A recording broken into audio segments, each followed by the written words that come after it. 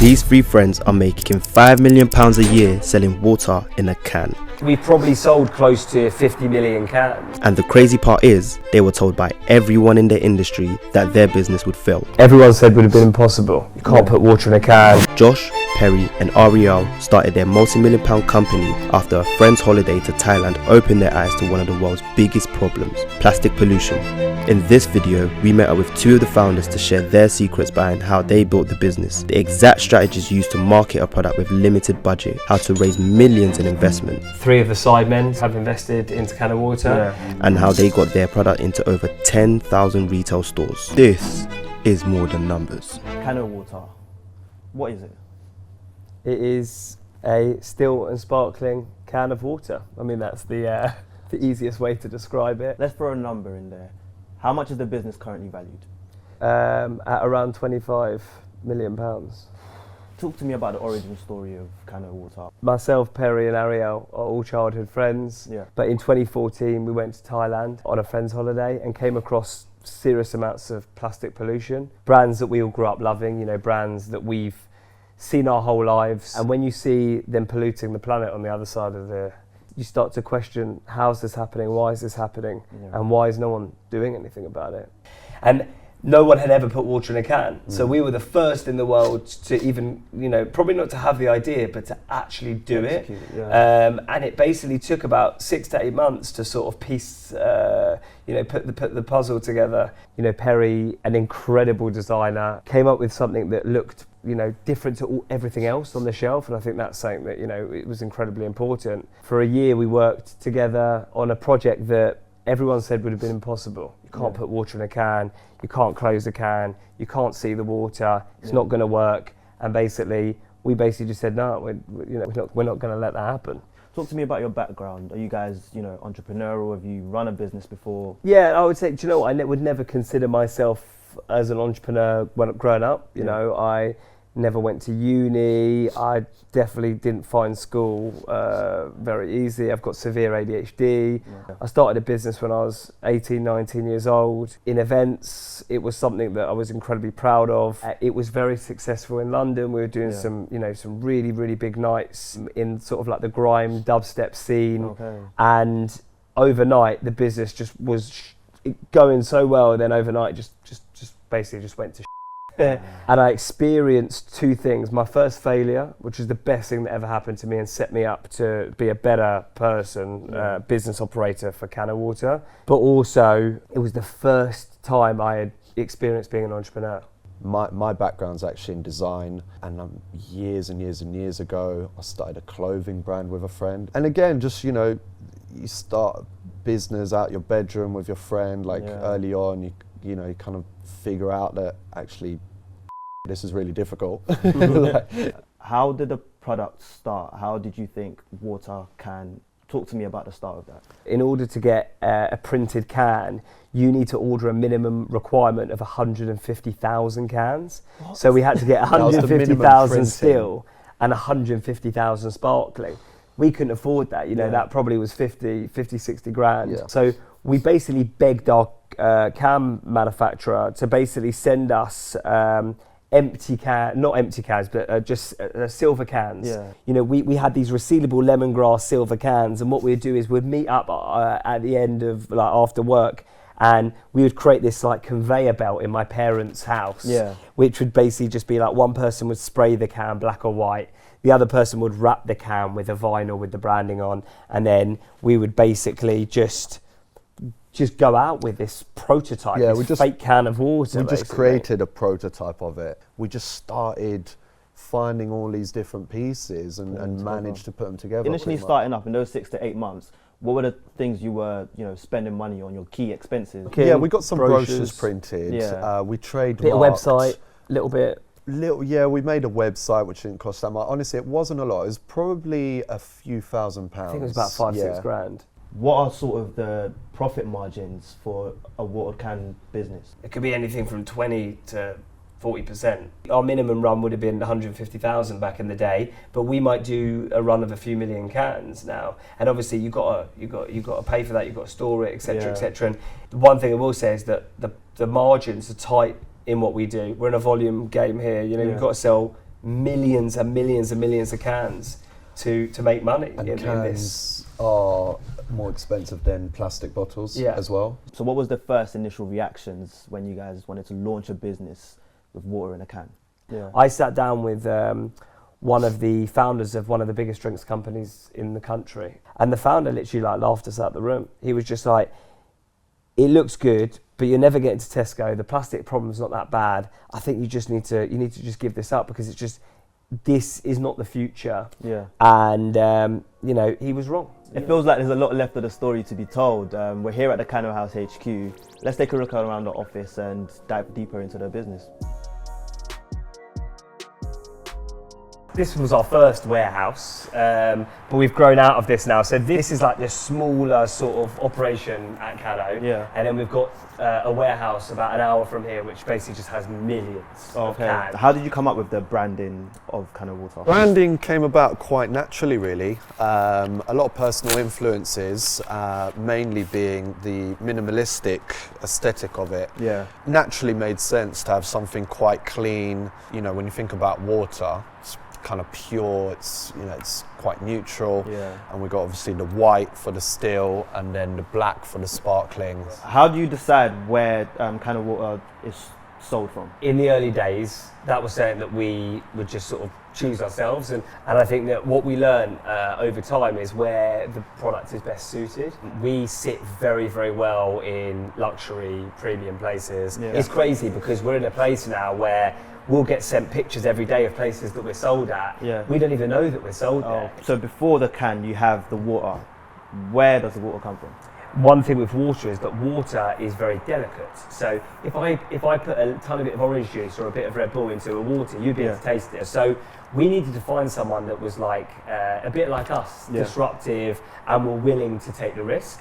We found somewhere in Austria. The water was incredible. Funny enough, our resealable lid was only about 10 miles down the road from there, which was just so funny. Like another story where everything sort of came together. Yeah. The resealable lids on these cans is a big difference maker for you guys. Talk to me through how it works. One thing that we thought of straight away at that time was that people are going to question, the advantage of being able to reseal a bottle. And we found a great manufacturer of these lids, which allows you to do exactly that. It pulls up, and then it slides back, and then obviously you can pour the water out, and then you just reverse that, and it closes, and that's sealed. Why have you guys decided to go more heavy on the retail side rather than to direct to customer approach? We do very well on Amazon, so we do D2C through Amazon, but what we find is that it is more of an impulse buy from whether it be your Tesco, your coffee shop, there are some hotels in London that will sort of just give this to you as you're leaving. It is more of that sort of that transactional on-the-go moment. So with the stores that you are in now, what's sort of the negotiating process of getting Canowater in those stores? I literally I'm militant on LinkedIn. Network just building relationships is super important. And I think that it's easier now that we're a bit more of an established brand. So from a negotiation perspective, it starts off just getting in front of them, and then you go through the whole commercial element of does this even work for them within their margins, and can we make money from it as well? How many stores would you say you're in at the moment? Oh, that'd be impossible to say. I would say like definitely over like 5,000-10,000 stores. I mean, we've probably sold close to 50 million cans. 50 million cans. Yeah. So Canowater has been running since 2016. In your first year of operations, how much in revenue did you generate? First year was tough. When we launched early 2016, that year we did £60,000. And last year, how much in revenue? Last year we did £4 million. £4 million. And within the last 3 years, how many cans have you sold? We'd sold a few 100,000 cans in the first 3 years, and in 2019 we sold 12 million cans in 1 year. What would you say your biggest overhead cost is now? Production, warehouses, staff, obviously. So we're building the business, we're bringing more staff in, marketing, sales costs. All of these things, you go from not having any overheads to, having to pay to grow. That is what you have to do. Yeah. Canowater started with just 3 of you guys? 3 of us, yeah. What's the team now? There are 19 of us now. On scaling, you've caught a lot of exposure. You've come across a lot of celebrities, especially the likes of Ricky Gervais. Let's talk about investment. How much investment have you raised so far? You know, over £5 million. It was funny. Josh was working doing events at the time, and he sent an email accidentally from his Canowater email. And this guy saw it, saw the signature, clicked the link, saw a website, and was like, called Josh up and was like, do you need any investment? I used to be an investment banker, and introduced us to our first investors. And that was our first sort of round of investment. Turned up at this guy's house with his two mates, similar to us three. So it's us three mates and this guy and his two mates, and we were just like, here's our can of water, and they were like, we love it. People invest in people, and they invested in us. I was just going to say that for something that we've heard a lot along the journey with current investors is that when we, ask them about their, what's the pool, and they really say we invest in people, we believe in you guys, and we saw that with our angel investors. They backed us. They were like, we believe in what it is that you guys are trying to do. You know, we started with some angel investors who took the leap and saw what we were doing as something new, different, innovative, quite like futuristic. The second round was more of a strategic round where we brought some industry expertise into the business. The likes of Stefan Orlowski, who's our chairman. He was the ex-president of Heineken. And our round that we've just done now has been a mix between, industry experts and celebrities. On that topic of people believing in you, Ricky Gervais, how did that come about? The idea was presented to him, and he, fell in love with it. And he's been crucial to the past 6 months of our journey. Actually, he's done some incredible things for the business, raised awareness, and he's a big supporter of the brand. Have you got any other notable high-profile celebrities investing? 3 of the sidemen, so Harry, Vic and Simon, who have invested into Canowater. Jess Glynn, Maverick Sabre. There are some, golfers, some people in the F1, and also the rapper Dave, which is very exciting. And I think every single person that has invested, as mentioned before, is someone that cares about the cause. They're not just in because they're a celebrity, they're coming in because they believe that this is the future. So we've seen Canowater being involved in a lot of big campaigns. You've got this massive float out here. How difficult has it been for a water company, which is normally a plain and boring sort of brand? How difficult has it been for you to raise awareness? It's difficult because, people spend a lot of money. The big boys have got big money to spend. We didn't have that. What we've got is really talented, creative design, great ideas, and we try and do things a little bit more resourceful and a bit more organically. What's been your sort of biggest marketing campaign? So the biggest is we did something with Transformers, so that was a very big campaign that we did this year. But one of the proudest was what we did at Wimbledon this year. So we got a big truck that went outside of Wimbledon, and it basically said, Wimbledon, are you stuck in a toxic relationship? Which is basically a little bit of a dig to Evian, who bold. They basically just So it was very much that hijacker, disruptive, guerrilla marketing mentality. They didn't cost a lot of money. Anyone can spend money at the end of the day. So Canowater has been operating for so many years now. I can imagine you faced some challenges growing the business. Talk to me about those challenges. As you scale, you need to spend more money. You need more people. So one of the biggest challenges is just making sure that you have, the right resources in place to not burn, too much money. What's been the most costly mistake in terms of money that you guys have faced?